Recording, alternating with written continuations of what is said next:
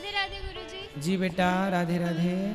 मेरा आपसे ये प्रश्न था कि जैसा आपने एक बार बोला था कि दामाद को अपने ससुर को कंधा नहीं देना चाहिए जब उनकी मृत्यु होती है, तो फिर आपने ये भी बोला था कि अगर उनका कोई पुत्र नहीं है तो फिर वो अग्नि दे सकते हैं, क्योंकि बेटा समान है। तो अलग अलग सिचुएशन आ गई ना।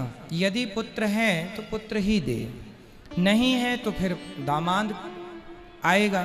क्योंकि भाई आपने देखा होगा ना, पिता की संपत्ति का अधिकारी बेटा होता है, पर यदि बेटा नहीं है तो बेटी होती है ना। बेटी और दामाद होते हैं। तो पहला तो बेटे को अधिकार है, दूसरे नंबर पे दामाद को अधिकार है।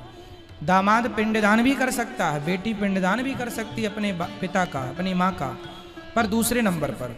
तो फिर कंधा भी तो दे सकते हैं। हाँ तो दे सकते हैं ना। वो सिचुएशन है कि जब बेटा ना हो तो फिर दामाद दे और दामाद अग्नि संस्कार करे, वो दामाद करे। और मेरे छोटे भाई का एक प्रश्न था कि जब राम जी ने रावण को मारा था तो उस तीर का नाम क्या था जिस तीर से मारा था? किसको? राम जी ने? जब रावण को मारा था, राम जी ने जब रावण को मारे थे तो राम जी ने एक साथ बहुत सारे बाण छोड़े थे। वो आग्नेय अस्त्र था, तो उसका नाम था आग्नेय अस्त्र। तो आग्नेय अस्त्र तो अग्नि जाएगी नाभि में तो अमृत को सुखा लेगी। तो आग्नेय अस्त्र से भगवान ने रावण की नाभि में बाण मार के अमृत सुखाया, जिससे रावण की मृत्यु हुई। और एक और प्रश्न था कि जैसे अभी बता रहे थे कि जीव हत्या नहीं करनी चाहिए, तो मैं भी नहीं खाती हूँ, लेकिन जो मेरे दोस्त हैं मैं उन्हें जब बोलती हूँ कि नहीं खाना चाहिए, गलत बात है, तो वो बोलते हैं कि अगर हम इन्हें नहीं खाएंगे तो इनकी जनसंख्या इतनी बढ़ जाएगी, फिर वो हमें खाने लग जाएंगे। तो उनसे बोलो कि मनुष्यों की भी जनसंख्या तो बढ़ रही है, अपने माँ बाप को खा लो। भाई मनुष्य भी तो बढ़ रहे हैं, अनकंट्रोल हैं, तो का आदमी को खाने लगेगा कोई? और उनसे कहना कि जनसंख्या सबकी, मछलियों की जनसंख्या बढ़ेगी तो तुम बेटा उनसे बोलना जो धर्म है वही चलो। बोले जनसंख्या तो फिर बहुत लोगों की बढ़ रही, सबको खाओ। भाई बोलना कचरा भी बहुत बढ़ रहा, कचरे की भी संख्या तो बढ़ रही है। नालियों का भी तो, नाले का बहुत गंदगी बढ़ रही है, वो भी हजम करो खा खा के। फिर सभी तो बढ़ रहा है। फिर जब सबके ठेकेदार बने हो आप जनसंख्या नियंत्रण के, तो फिर सब खाओ। थोड़ा आप लोग जवाब देना सीखिए। धन्यवाद। खुश रहिए। राधे राधे गुरुजी। बेटा राधे राधे। गुरुजी मेरा प्रश्न ये कि सुदामा जी के माता पिता का नाम क्या था? सुदामा जी के पिता का नाम था धर्माध्वरी। पिताजी के नाम क्या था सुदामा जी के? धर्माध्वरी। और उनकी माता का नाम था सत्यवती। तो फिर उनका जन्म कब हुआ था? उनका जन्म तब हुआ था जब भगवान श्री कृष्ण के समय लगभग जितनी उम्र भगवान की थी उससे थोड़ी से बड़े थे सुदामा जी। 5,500 साल पहले की घटना है ये। सुभद्रा जी। क्या? सुभद्रा जी। सुभद्रा जी पूछ रहे हैं कि सुदामा जी? सुभद्रा जी। आपने सुदामा जी का नहीं पूछा? नहीं। अरे हमें तो सुदामा जी को लगा। हमने सुदामा जी के पिता का नाम बता दिया। चलो, सुभद्रा जी के पिता का नाम है वसुदेव जी और माता का नाम है देवकी। उनके तो कृष्ण लीला में कोई वर्णन ही नहीं है। नहीं बेटा, भागवत जी में लिखा है श्री कृष्ण के होने के बाद देवकी की 8वीं संतान है कृष्ण और देवकी की 9वीं संतान है सुभद्रा। जब वो कंस के कारागार से छूट गए थे तब उनकी एक बेटी हुई थी 9वीं, जो सुभद्रा है, भगवान श्री कृष्ण की सगी बहन है। वसुदेव और देवकी से हुई है, लिखा है ये। धन्यवाद गुरु। खुश रहिए।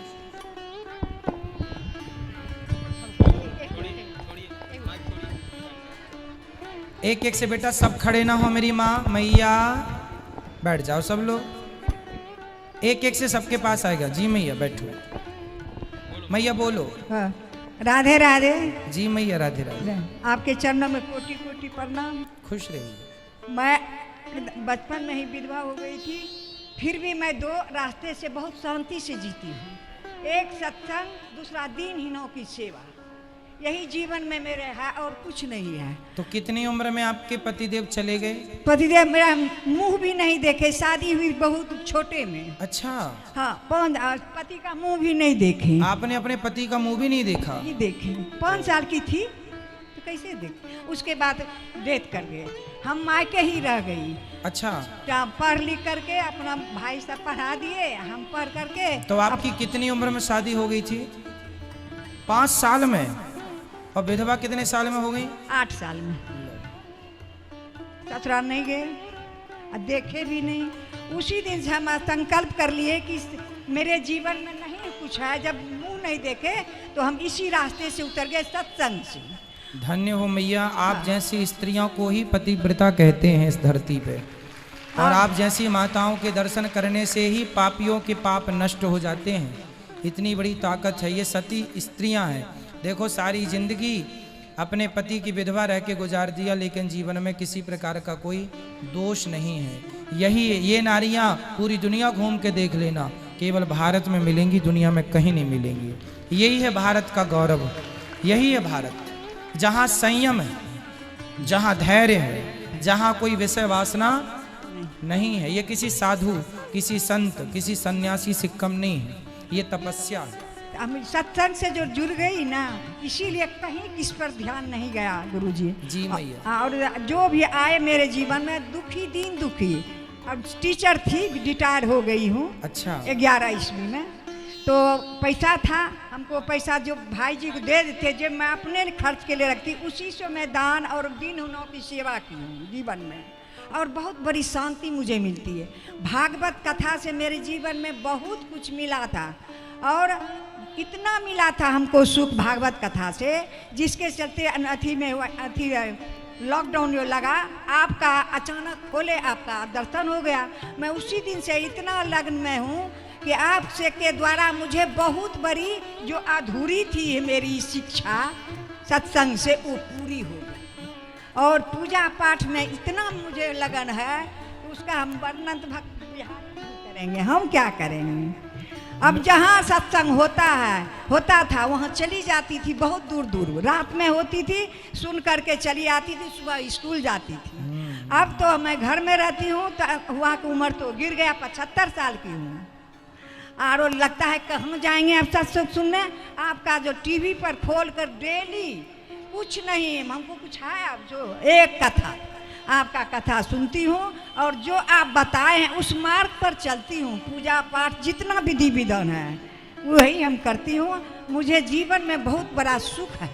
दुखी मैं नहीं हूँ, कि विधवा हूँ, और कम कोई मुझे कुछ चाह नहीं हुआ जीवन में। मेरे लायक कोई सेवा हो तो बताइए, मैं क्या आपकी सेवा करूं? कोई आप जो आज्ञा करेंगे मैं आपकी सेवा करूंगा। सेवा तो यही आशीर्वाद दीजिए कि इसी लगन से मेरा आशीर्वाद तो आप दीजिए मेरी माँ। उसी लगन से हम चले जाएं। और अभी जो आई हूँ इतना मैंने, आपने अपना लोक और अपना परलोक दोनों तैयार कर लिया। यहाँ आई जो हूँ आपसे मैं करवाने के लिए गोदानी। जीवित में ही कर लेंगे, मरने के बाद कौन भतीजा करेगा। ससुराल नहीं गए तो नैहर में रह करके, बच्चे भाभी मर गई तो बच्चे 3 थे, उसको पालन पोषण करके शादी ब्याह कर दिए, 2 बहू है, और वही हमारा देख रेख करती है। मरने के बाद ये जो हम किए अभी 3 जग, ये हम अपना पैसा से किए, और भाई किसी को नहीं मांगे, भौजाई तो है ये नहीं है, हमें तीनों बच्चों पूर्ण रूप से अपने आप को भगवान को सौंप दीजिएगा। बस सौंप दिए हैं। आपके कथा से तो इतना मैं प्रभावित हुई हूँ, उसका वर्णन हम नहीं कर सकते हैं। और जब तक जीवन में रहूंगी तब तक आपकी कथा छोड़ूंगी नहीं। यही मेरा ध्येय है, मेरा विश्वास है, आत्मविश्वास। जी जी मैया, आप खुश रहें, सदा सुखी रहें, और आशीर्वाद दो अपने बच्चे को। आशीर्वाद देते हैं कि दीर्घायु रहे। इतना नाम आप दिए, साक्षात भगवान आप है। हम आपका कथा सुनते हैं तो लगता है आंखों से आंसू गिरते हैं। कितना रोते हैं हम आपकी कथा से, वर्णन से, गाना से, भजन से, उसका वर्णन नहीं कर सकते। बहुत रोते हैं बैठ के। जब आपकी कथा का आता है अंश कोनो, तो लगता है जी भर के रो लेते हैं, बैठ जाते हैं। धन्यवाद खुश रहिए, खुश रहिए। बेटा धन्यवाद है कि आप मुझे आशीर्वाद दे के परलोक को चला। सुंदर, भगवान आपको सदा सुखी रखें। आपकी बातों से हमें एक भजन की लाइन याद आ गई, वो मैं आपको सुनाऊं कि पैदल चलकर द्वारिका जाना सबके बस की बात नहीं है। ये मैया के जैसे जीवन बिताना सबके बस की बात नहीं है। कोई करोड़ों में एक महिला होती है ऐसी, जैसी ये माँ है। गौरी गोपाल आश्रम में भी एक माँ ऐसी हैं जो 8 साल में विधवा हो गई थी और वो यहाँ रहती हैं, और मैं बड़ा भागी हूँ कि मैं उनके चरण दबाता हूँ। यहाँ है वो। तो मैया खुश रहो, आप सदा सुखी रहो। बिल्कुल, आप जब चाहें ये बेटा आपका आपकी सेवा करने को तैयार है, ठीक है। इसलिए हमने आपसे पूछा था मेरे लायक कोई आज्ञा, यदि आप यहाँ रहना चाहें तो ये दास आपकी सेवा करेगा। राधे राधे गुरुजी। हाँ हाँ, राधे राधे बेटा। गुरुजी, मेरे सवाल ये है कि जो भगवान है उन्होंने सिर्फ भारत में ही क्यों जन्म लिए हैं? क्योंकि कश्मीर में ही केसर होती है बेटा। आप कहाँ से आए हो? मैं राजस्थान से अजमेर। राजस्थान अजमेर में क्या केसर होती है? नहीं। क्यों नहीं होती? वहाँ पे नहीं होती है, क्यों? एनवायरनमेंट की वो होती है। क्योंकि वहाँ का वो वातावरण नहीं है, वहाँ की जलवायु केसर के लिए उपयुक्त नहीं है। केसर जैसे सिर्फ कश्मीर में होती है और कहीं नहीं, भारत के किसी भी हिस्से में नहीं, उसी प्रकार जैसे केसर के लिए वहाँ की जलवायु अनुकूल है, उसी प्रकार भगवान के लिए भारत अनुकूल है। इसलिए यहाँ भक्त हैं, इसलिए भगवान है। और कहीं ऐसा भक्ति भाव नहीं है, गंगा नहीं है, यमुना नहीं है, गोदावरी नहीं है, इसलिए भगवान भारत में। क्योंकि जहाँ माता होगी वहीं बेटा होगा, इसलिए भारत को माता कहा गया है। भारत माता की जय। तो माँ भारत जैसी हो, माँ भारती हो, तो बेटा राम और कृष्ण जैसा हो। इसलिए बेटा भारत में ही भगवान आते हैं, क्योंकि यही है मूल केंद्र। आपको पता है पूरी पृथ्वी का सेंटर भारत है। गुरुजी, मेरा दूसरा सवाल ये है कि जो रावण कंस ये मरे थे तो उनको इनके पापों का फल क्यों नहीं मिला? क्योंकि भगवान के हाथों मरे हैं। जैसे कि पापों का फल जीते जी मिल गया ना बेटा। एक बाप के सामने उसके सारे बेटे मर जाएं, तब उस बाप से पूछो कि उस बाप पे क्या गुजरेगी। तो रावण के सामने सारे बेटे मर गए, तो ये उसका दंड था। अंत में भगवान ने उसको भी मारा, पर परम गति दी, क्योंकि भगवान के हाथों मर के भी कोई नरक चला जाए तो फिर भगवान की महिमा ही क्या रहेगी। इसलिए भगवान ने सबको परम धाम दिया है।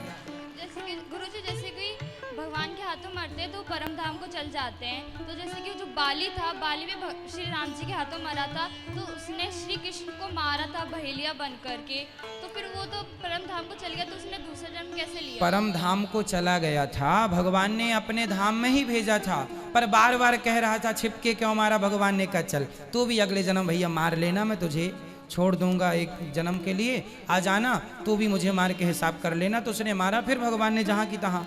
भगवान तो देखो ऐसा है, जिसका मोक्ष हो जाता है ना, उसको भी भगवान उसकी मर्जी के द्वारा भेज देते हैं। तेरे को जाना है चल चला जा, फिर बुला लेते हैं अपने धाम। गुरुजी, मेरा तीसरा सवाल ये है, जैसे कि मैंने बहुत से कथावाचक को देखा है कि वो बाल खोलकर ही मतलब व्यासपीठ पे बैठ के कथा सुनाते, तो उसका कारण क्या है? अब बहुत बड़े नहीं मैं चोटी करता नहीं, फिर बाल में बांध लेते हैं, मतलब जैसे नहीं तो क्या चोटी करने लायक है नहीं ना इसलिए चोटी नहीं करते। राधे राधे। राधे राधे।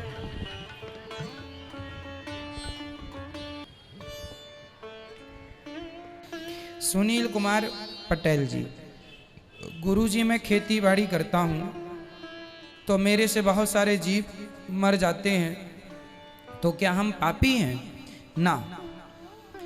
देखो जैसे हम रास्ते से जा रहे हैं और हमारे गाड़ी के नीचे बरसात में सड़क में कितने मेंढक होते हैं, तो कितने मेंढक हमारी गाड़ी के नीचे दब के मर जाते हैं।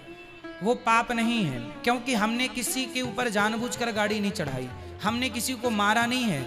वो तो हम जा रहे हैं, खुद वो आ रहे हैं नीचे, तो जिसके हमने यदि मन से आपको मारा, हमारा मन है कि हम आपको मारें, तब तो हमें पाप लगेगा, क्योंकि हमारा मन इन्वॉल्व हो रहा है।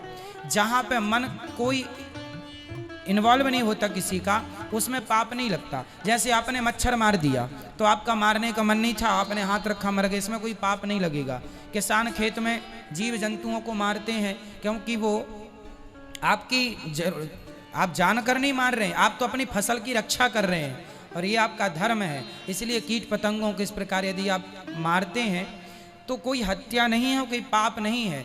यदि पाप लगता है तो सूर्य भगवान को जल चढ़ाने से, भगवान का स्मरण करने से पाप से मुक्ति भी मिलती है। ये सामान्य पाप है। 5 प्रकार के पाप सबसे होते हैं। पहला पाप, झाड़ू लगाने में पाप लगता है, क्योंकि झाड़ू से बहुत सारे जीव जंतु, चींटियों के ऊपर झाड़ू चल गई मर जाएगी। तो ये पाप हमने कोई जान के नहीं किया, झाड़ू तो लगाना ही पड़ेगा, तो ये सामान्य पाप। दूसरा पाप, जैसे चूल्हे पे, आजकल तो गैस का ज़माना, पहले कंडे और लकड़ी, ओपले और लकड़ी से रोटियां बनती थी चूल्हे पे, तो उन लकड़ियों में बहुत सारे जीव जंतु होते थे, छोटे छोटे कीट पतंगे, तो वो भी मर जाते थे। तो चूंकि रोटी तो खानी है, इसलिए वो भी कोई पाप नहीं है। 5 प्रकार के पाप हैं जो सुबह शाम भगवान के स्मरण मात्र से नष्ट हो जाते हैं। झाड़ू लगाना, रोटी बनाने में जो भी पाप है, सब्जियां काटने में पाप, आप गोभी, बरबटी, भिंडी इत्यादि काटते हैं तो चाकू से काट रहे हैं, इल्ली कट गई, इल्ली होती है ना अंदर, तो वो कट गई। साग सब्जियों में इल्ली विल्ली होती, इल्ली जानते हैं आप लोग? मैं ये जानती हो, रिश्तेदार है क्या? इल्ली विल्ली कट जाती है, मर जाती है, वो कोई पाप, वही अब खाना ही पड़ेगा, सब्जी भाजी तो खानी ही पड़ेगा, तो वो तीसरा ये पाप है ना। और 2 पाप ऐसे हैं कि हम चल रहे हैं, हमारे पाँव के नीचे कोई जीव जंतु दब के मर गया, वो गाड़ी से दब गया, एक चौथा पाप है। और 5वां पाप, हम नहाते हैं तो पाप होता है। जैसे हमारे सिर में जुएं होते हैं, जुएं आप लोग मार देते हैं, हमारी माताएं तो बच्चों के जुएं लिए ऐसे अंगूठे पर रखी, ये दबा दिया ये पहले होते थे खटमल, तो आदमी खटमल मारता रहता था। तो ये 5वां पाप, ये तो ये सामान्य पाप हैं, इन पापों को करने से कोई पाप नहीं लगता। सूर्य भगवान को जल और भगवान का, क्योंकि सामान्य, इनके बिना जिंदगी का निर्वहन नहीं है। अब हम चलेंगे, नहाएंगे। अब आपको पता है, आपके जो पसीना होता है ना आपका, एक्चुअली वो एक प्रकार का बैक्टीरिया है। बहुत सारे बैक्टीरिया आपके शरीर में पसीने में घुल जाते हैं, आप नहाए तो सारे मर गए, वो भी एक अपराध है। लेकिन वो अपराध क्या करो, करना ही पड़ेगा, नहीं वो मार डालेंगे अपने को। तो इसलिए ये कोई पाप नहीं है, अब करना पड़ेगा, ठीक है, इसलिए इसका कोई दोष नहीं। सुप्रिया झा जी, गुरुजी मेरे ऊपर लोग बहुत बुरा,